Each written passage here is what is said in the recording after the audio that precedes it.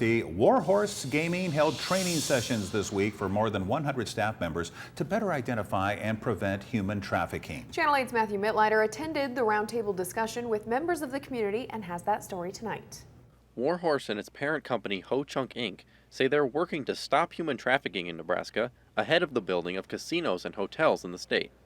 Because as much as we hate to think that it is happening here in our communities, unfortunately it is. It's something that impacts a lot of individuals, and especially missing, murdered, and Indigenous peoples, and that's something we take very seriously.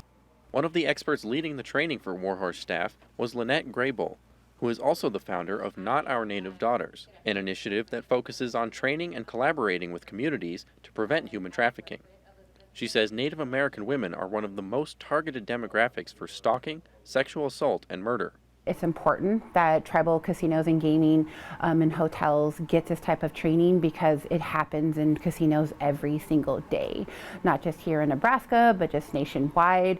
Unfortunately, it's part of the hospitality industry, and this is why these types of trainings are imperative to bring in prevention, awareness, and also rescue. They say the Nebraska Human Trafficking Task Force estimates about 900 girls and women are trafficked every month in the state, and organizations want to spread awareness. The interstate runs right through the state of Nebraska, so it's easy for someone to be trafficked in Chicago and taken from Chicago all the way to the West Coast on I-80. In Omaha, we have the College World Series, we have Berkshire Hathaway, there are all these big events where people from all over come to the city, and trafficking is like, during that time, it just sort of sparks and it peaks. Lindsay Schunkweiler with the Set Me Free project says when it comes to preventing trafficking, being proactive is important. She says traffickers will often build relationships and groom people, both online and in person, and by the time they realize they're being trafficked, it's too late. Human trafficking, it's happening. It's happening in Lincoln. It's happening in our kids' schools. It's happening in our places of businesses.